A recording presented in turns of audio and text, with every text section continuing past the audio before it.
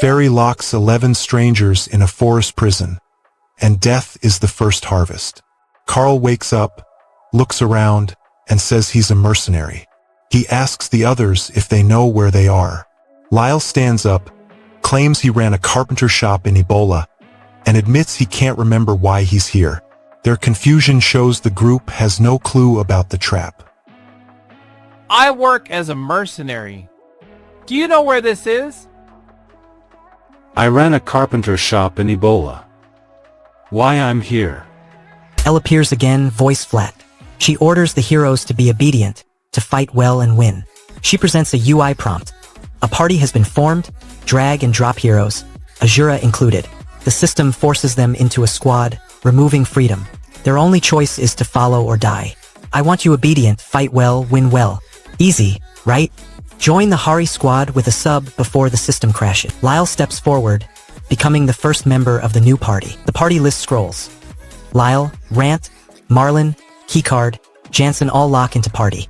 The master finally initiates the trial. Dion shouts the rallying cry, urging everyone to prepare. The party gathers near the equipment storage. Elle announces that weapons are ready to summon.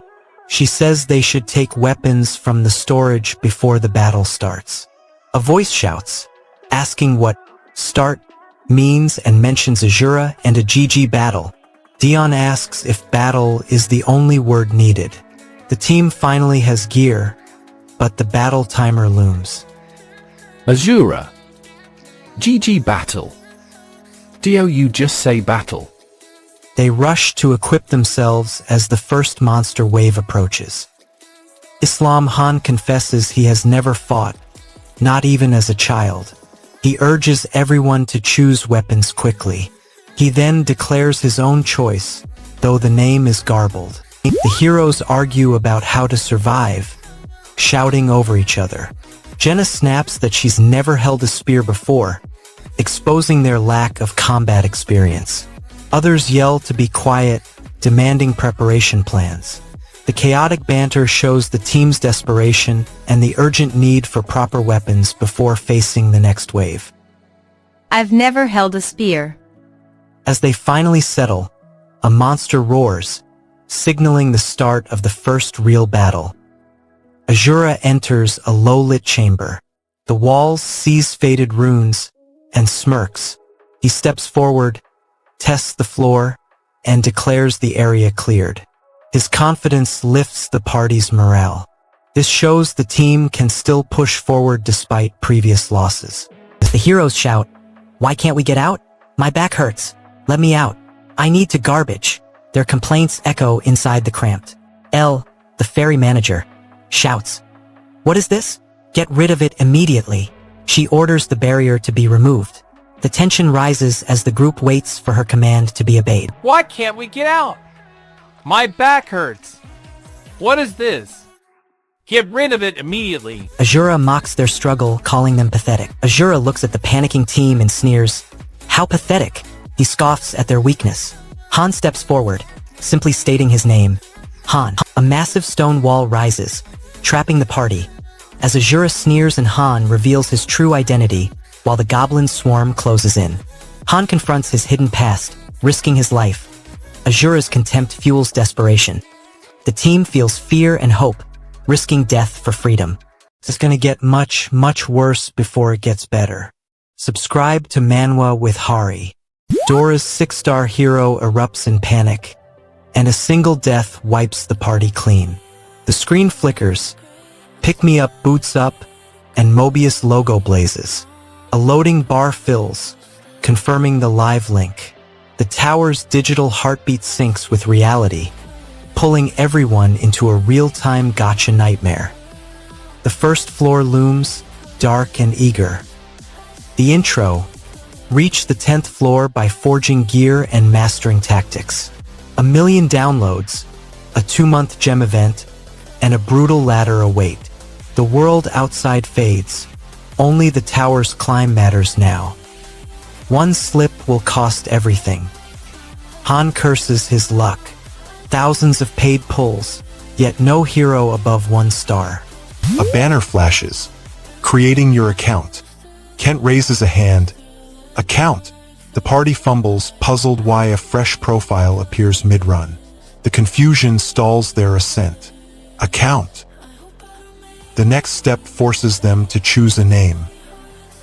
The interface demands, choose your name, no spaces, no specials.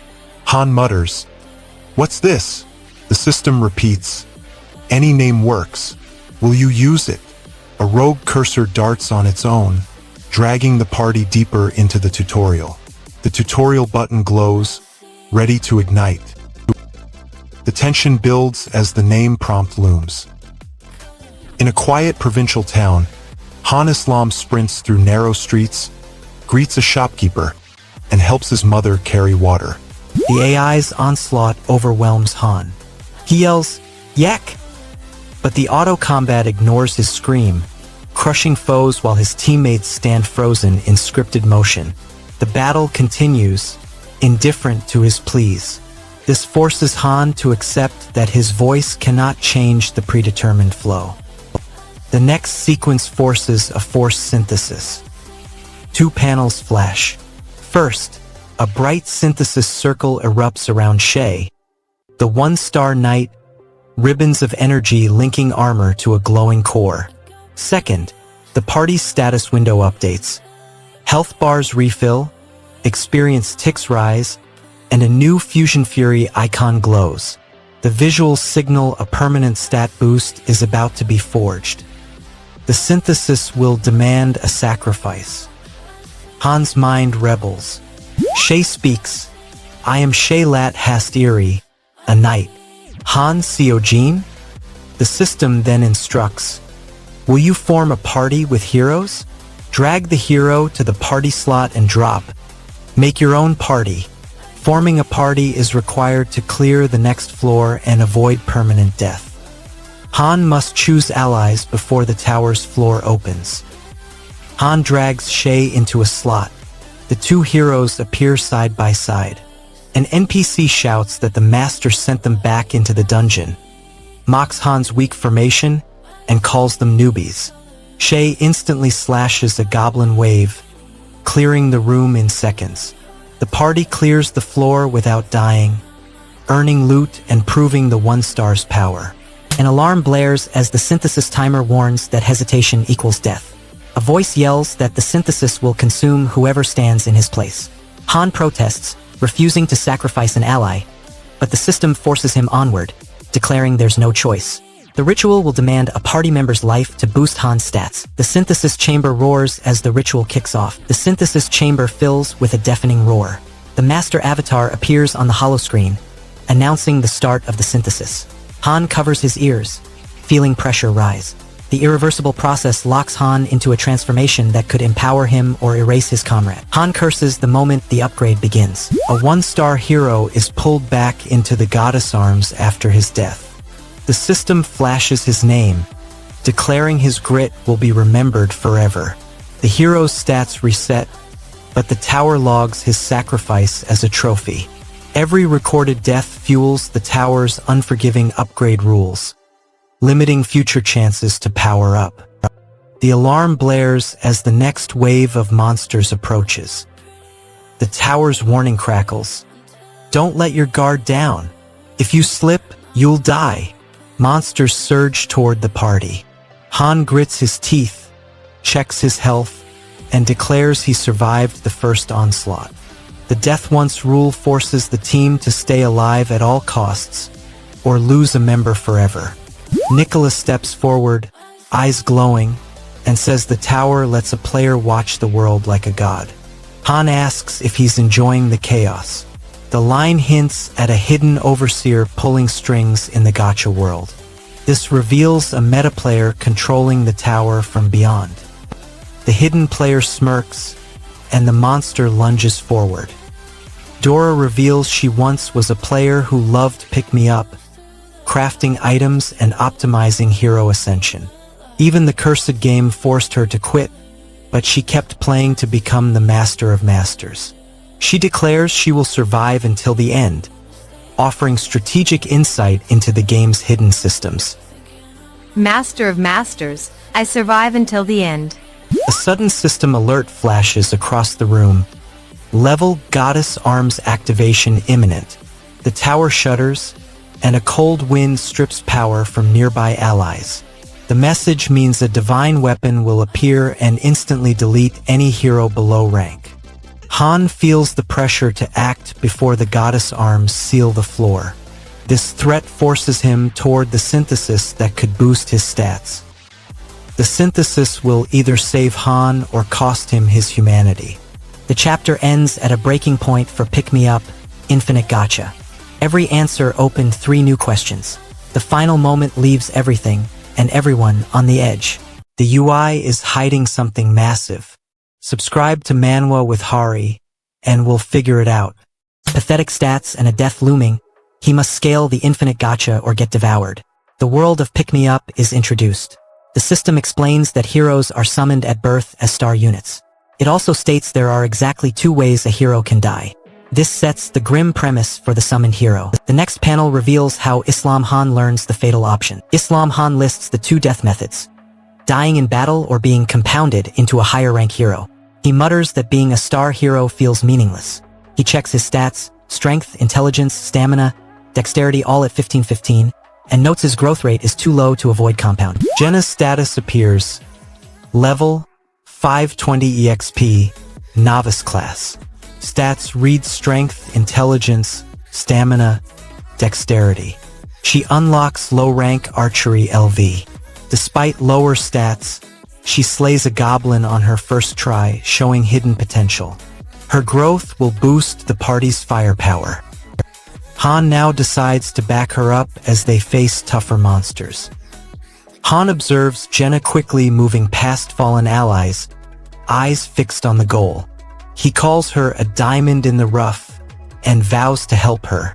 He then recalls his dad's lesson that connections matter, hinting at future alliances. This sets the stage for a stronger party and deeper plot ties. My dad always said connections are important in life. Islam Han snaps back at the taunt, calling the attacker star trash. He points out that the nearby fairy can't help because she only intervenes in self-defense or when the master's orders are broken. This highlights the limits he must learn. You little star trash. The fairy then explains the rule about self-defense. The fairy explains she can only act in self-defense or when the master's commands are disobeyed. Islam Han asks what they're discussing and learns they must clear a tower with stages. This sets the main objective and shows the scale of their challenge. What are you guys talking about? We have to go through this tower that has stages. Islam Han declares he's focusing on improvement. He reviews his status: level novice 4450 EXP, max strength, intelligence, stamina, dexterity, and 2 low-rank sword and shield skills gained from training.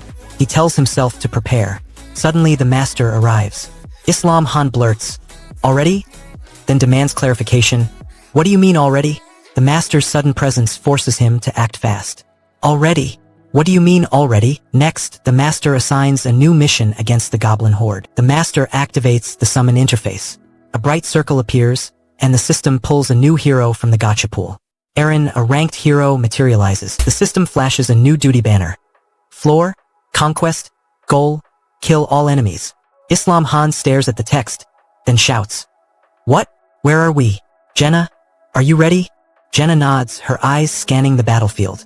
The party realizes the mission demands total elimination of every monster. They must coordinate their moves and gear up quickly, or the conquest timer will run out. What? Where are we? Jenna, are you ready? Jenna grabs a spare blade, hoping it can break the fear curse. The enemy list appears on the screen. Goblin LV3, Prairie Wolf LV4. The party watches as the system applies a fear debuff to the newly summoned heroes. Islam Han spots a broken sword, snatches it, and raises it, declaring he still has a weapon. The party pauses, realizing the star hero can still swing a blade despite their poor gear. This matters because any weapon gives them a chance to survive the monster wave. I still got one. The master lifts his hand, about to summon the next hero. A fear-induced stat drop leaves the heroes crippled just as goblins and wolves converge, while Islam Han snatches a broken sword, brandishing it like a desperate lifeline.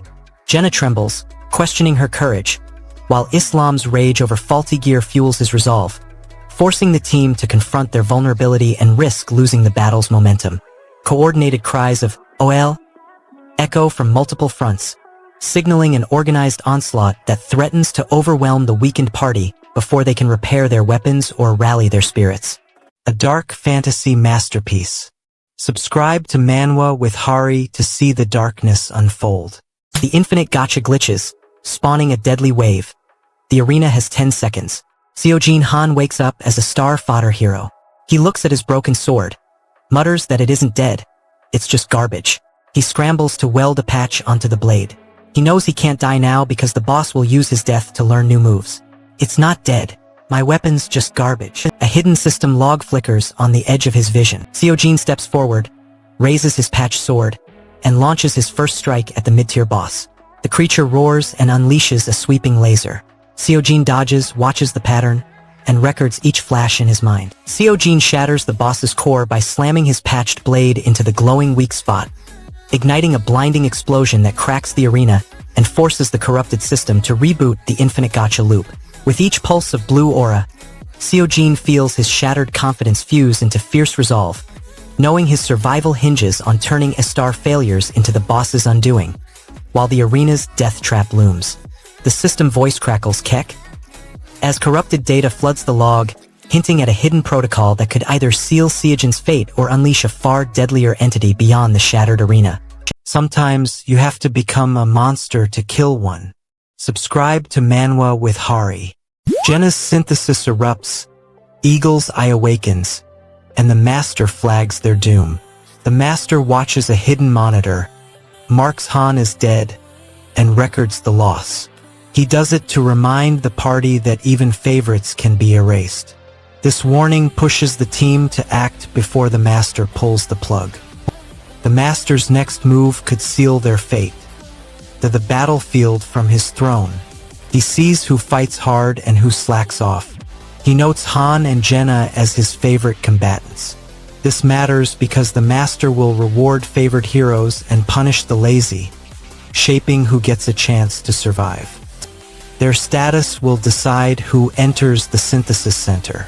The synthesis erupts again. Light engulfs Toby, and his body dissolves into pure energy, disappearing from the chamber.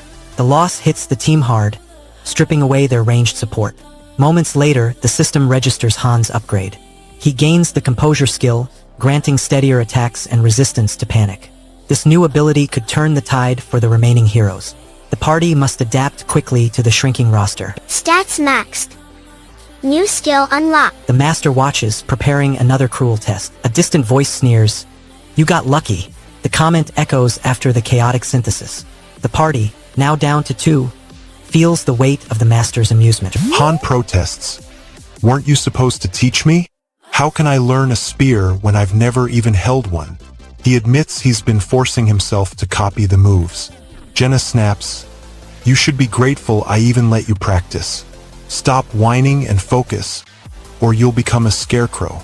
Their clash of attitudes shows the team's training is still chaotic, risking failure on upcoming trials.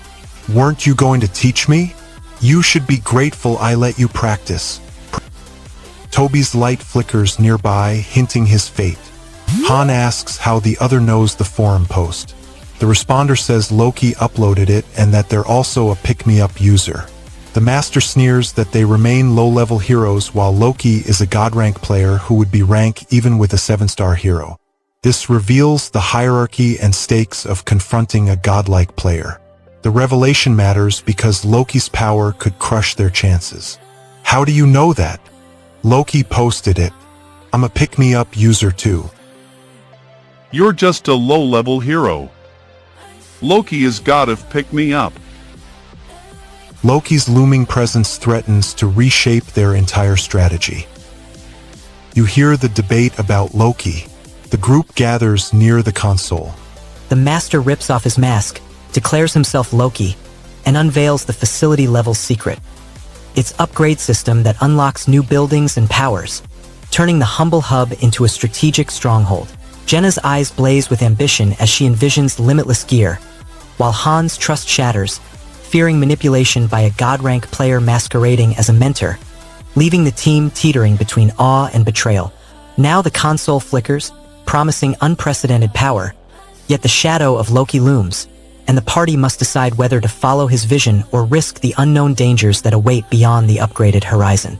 If you want the best narration on YouTube, you found it. Subscribe to Manwa with Hari.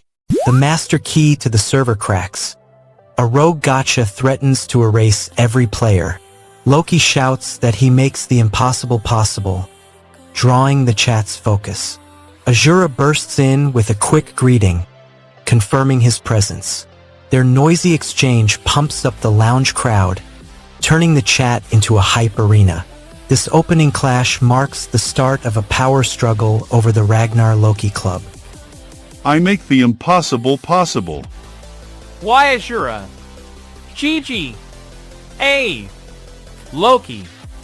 Next, the master drops a claim that forces everyone to check their account security. The master types "pick me up" into the global chat, hoping to rally allies. The admin admits he can't act, saying he's just a middle-level admin being pushed around. The owner then explains that every summoned hero is actually a human from Earth, not an AI. Their origin worlds differ, but they're all humans. This revelation turns the simulation into a real people experiment, raising ethical stakes. The master's ignorance of his own humanity becomes the next focus. You wonder if you'll ever see Earth again. The master admits Enitin doesn't know they're living humans. Azura calls him a casual player who only enjoys pick-me-up, noting heroes are entertainment products facing danger. The master asks, "If I reach the 10th stage, can I return to Earth?" Nobody knows the answer. A voice snaps, calling another a fox-like coward and demanding to know the master's identity. The speaker then declares that Loki's is himself, warning everyone to watch out. He questions whether he should have stayed silent, asks who the mysterious girl is, and dismisses her as an idiot. This reveals a power struggle and exposes the chaotic hierarchy among the players. Anyway, Loki's is me, watch out! Giselle steps in to open the storage. Seojin Han slams his star hero into the boss's deadly combo, sparks flaring as the arena roars. Simultaneously, Kim Hae-yun, now a master, fires off jokes in the Ragnar Loki Club chat, mocking Loki's hack while Giselle drags her toward the floor lounge. The timer hits 0, and the system flashes, "Huge success." Han receives the completed item, a well-forged longsword marked with a minus sign indicating a minor flaw. The sword glows faintly, confirming its master-level quality. This matters because the master now holds a powerful weapon to challenge Jang Song-woo's corporate forces and advance further up the tower. Next, the master prepares to face the tower's next guardian. Han examines the newly forged longsword. The item label reads, "Well-forged longsword rank." He notes its sturdy, light, and sharp qualities. He sees that the raw materials were initially loose but are now fixed by skillful crafting. The sword glows faintly, confirming master-level quality. Possessing this weapon upgrades his attack power and lets him challenge stronger foes in the tower. Now the master turns toward the looming guardian on the next floor. Han slams the start button, unleashing the legendary thousand-hand arm that hammers raw steel into a glowing, imperfect longsword as the arena blazes with master-only peril. Han feels triumph surge through his veins, tasting the rare thrill of mastering extreme hell difficulty. Yet the minus sign on the blade reminds him that even success bears a costly flaw. Giselle's half-master, half-hero nature looms as a wild card, hinting that the forged sword may unlock zones, while the system's ominous timer flickers, promising a looming threat before the next craft. Absolute cinema. Subscribe to Manwa with Hari and grab some popcorn. The exclusive weapon shatters. They must kill all enemies before the raid collapses. Han watches the forge finish.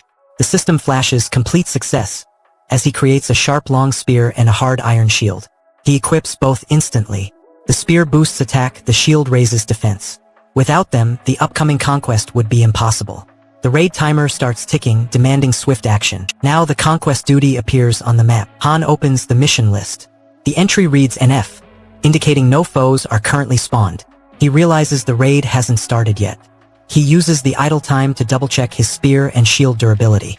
He also reviews the party slots, making room for new heroes. Han glances at the screen, surprised to see his own avatar still alive and marked as a favorite. He mutters disbelief. Then Eren bursts out, shouting, "I made it! I made it!" Their morale spikes, reinforcing confidence before the next challenge. The boost in spirit matters because a motivated team can handle tougher enemies. Looks like you're still alive. Added to favorites. Really? I made it! I made it! Han announces that Subordinate Mission 1 succeeded and now they move on to Subordinate 2, calling it Subordinate? Nah. Eren tilts his head, replying Subordinates? Huh? The main square upgrades to level. New structures appear, expanding the base's footprint. Hero capacity rises, allowing more allies to join a raid. This change opens slots for higher tier summons. Great! The square evolves to LV2. Wow! A thought is voiced that the dead heroes previously summoned might have held other jobs, implying they could fill the missing roles. Then the waiting room system is shown shifting, suggesting the game environment is adapting to the new assignments. This matters because the evolving system will allow the party to access higher tier heroes and new mechanics. The change sets the stage for the next raid. The next scene reveals the upgraded lodging square unlocking a new summon method. The lodging square flashes and expands. A stone banner pops up reading level. The equipment workshop rises, its forge roaring to life. The restaurant materializes, pots bubbling with stew. The training center appears, wooden dummies standing ready. The housewarming summon erupts, splitting into two divergent routes as the waiting room shatters into a forge, kitchen, and training hall, while code streams rewrite reality and Urnitha's ghostly figure rises from the data mist. Han's panic spikes as he realizes he's trapped in a game, while the angry voice forces everyone to claim unfamiliar jobs, stripping them of safety and demanding they survive without explanations, heightening fear and desperation. Urnitha's silhouette looms over the newly forged hallway. The floating object hums ominously, and the system's code continues to ripple, leaving the party on the brink of an unknown threat that could rewrite their fate. Every move was calculated. Subscribe to Manwa with Hari to see the endgame. The Master forces starving star heroes into a collapsing dungeon. 2 already dead. He stands before a massive console filled with glowing tiles. He orders the heroes to split into workstations because the base now has many facilities. Some are pushed toward cooking bays, others toward carpentry rigs. The Star Squad shuffles, eyes wide, fearing the next assignment. The Master's glare promises punishment for any hesitation.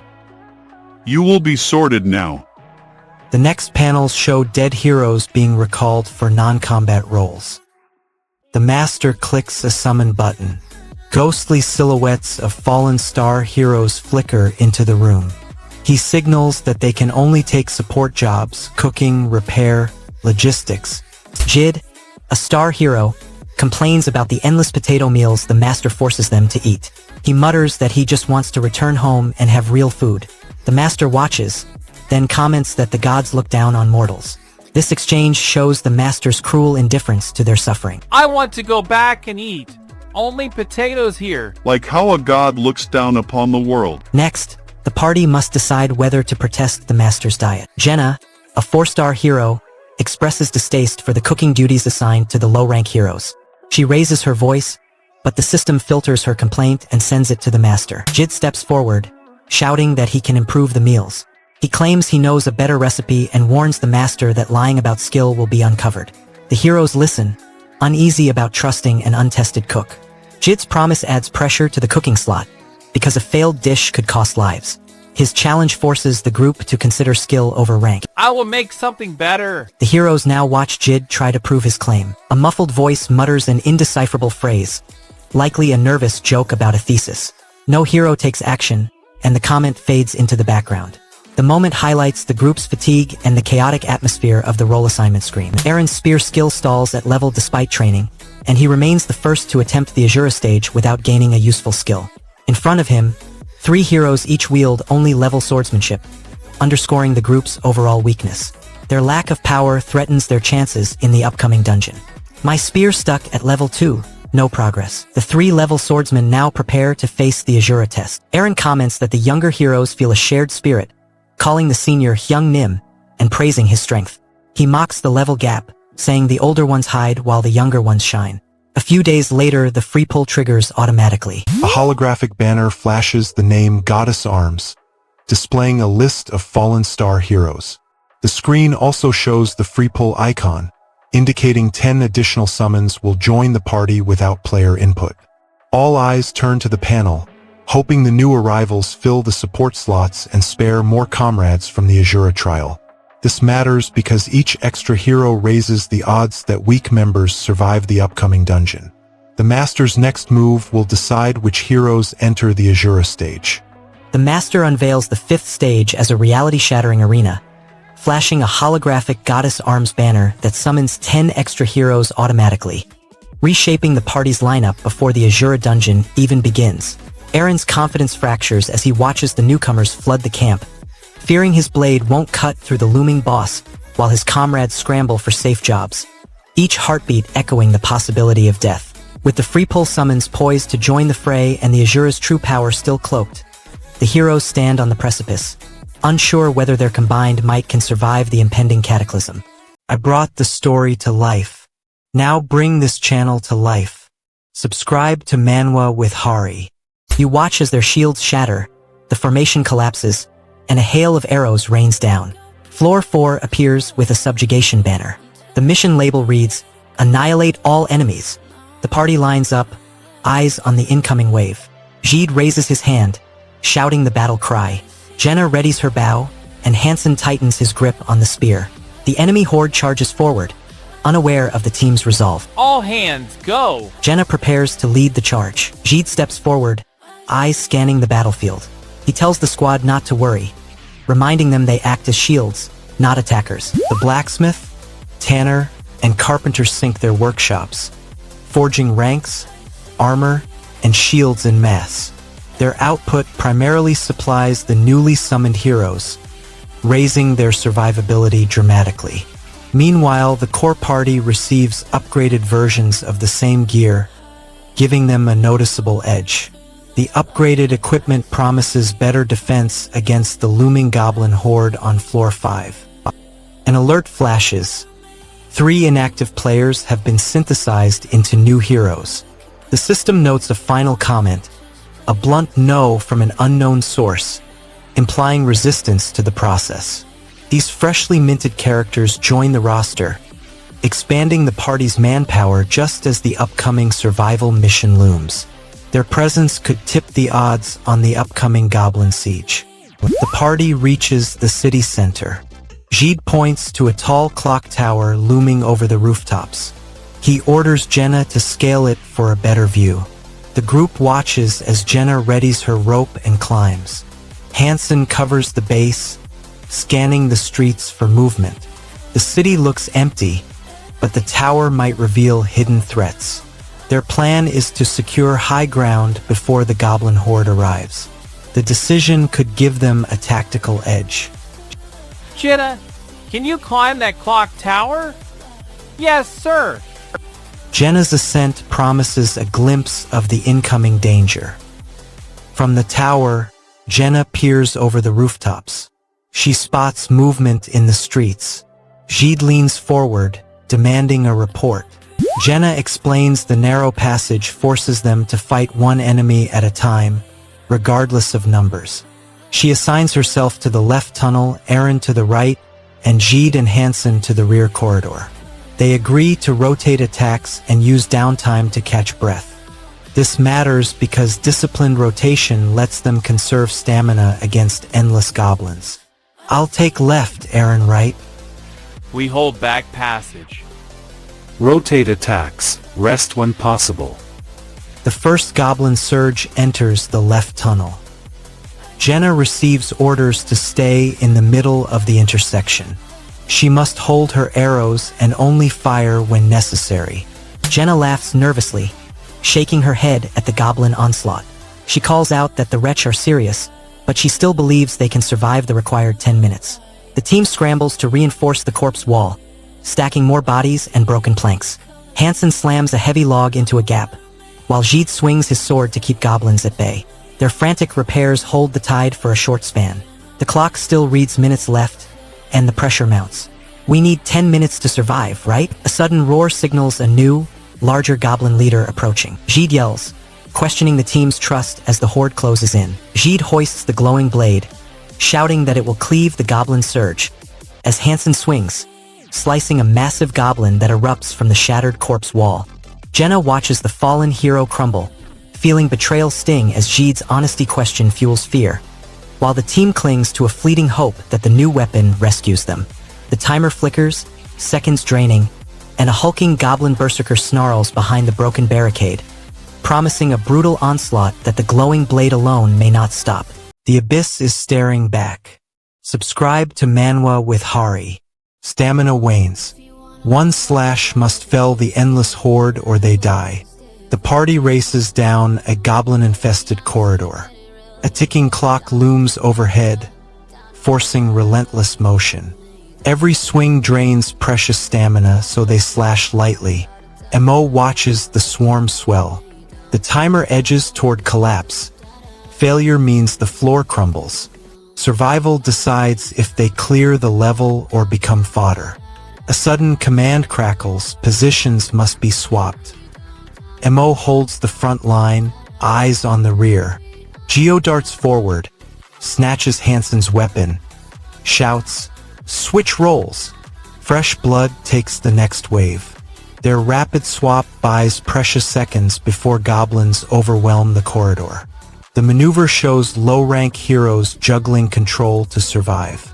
A voice erupts, cursing the constant nuisances that keep popping up on the battlefield. The shout cuts through chaos, urging the team to stop endless interruptions and focus on the goblin wave. Their morale wavers as the vulgar tirade adds pressure, but the heroes push forward, determined to survive the onslaught. Gide's bleeding condition soon forces the party to rethink their strategy. Gide, marked with a star, suffers a bleeding wound that drains his health each second. The status effect saps his HP, forcing the party to allocate healing resources. Limited stamina and the ticking timer make the bleed a dangerous liability. If Gide collapses, the party loses a key damage dealer and may fail the floor. They try to repair the blunt sword on the spot. Dio scoffs, saying the repair will be messy. He reminds the team that even a dull blade can still cut goblins if they aim right. The group accepts the compromise and continues fighting, using the repaired sword despite its flaws. Even blunt, we can still kill goblins. With the weapon still shaky, they must rely on other gear to survive. A teammate shouts to use a shield as the sword falters. Jenna receives the order and tells Aaron to trade positions so she can wield the shield. Aaron complies, swapping his role with Jenna. The switch lets Jenna block incoming attacks while Aaron focuses on melee. A sudden cry erupts as a massive goblin bursts from a hidden alcove, startling everyone. The creature roars, forcing the party to halt their rotation. Its size threatens to crush the narrow walkway, and the group must react instantly to avoid being trapped. The surprise adds urgency to their already dwindling minutes. What? The next wave is about to break through the breach. Gide, the star hero, takes a massive hit from the goblin swarm. His health bar drops to red. The team watches as his stamina flickers. Gide collapses to the ground, clutching his wound. The narrator notes that his life hangs by a thread. Aaron and Jenna execute a frantic swap just as the timer hits 10 seconds, triggering a cascade of arrow volleys, goblin swarms flooding from shadows, and a hulking goblin emerging from a hidden alcove. The battlefield erupts in chaos, each hero fighting for the last breath. Jenna drains her quiver to save Hansen, whose ragged breaths strain the party's stamina, while Gide's health bar flashes crimson as he collapses, leaving the team teetering on the brink of defeat. Every arrow spent feels like a desperate prayer. The floor timer ticks down mercilessly. Geo eyes the dwindling seconds, and the massive goblin blocks the narrow walkway, forcing the party to choose between a desperate rescue or a fatal standstill. Choices sharpen, hearts pound. The screen is fading. Hit subscribe on Manwa with Hari before it's gone.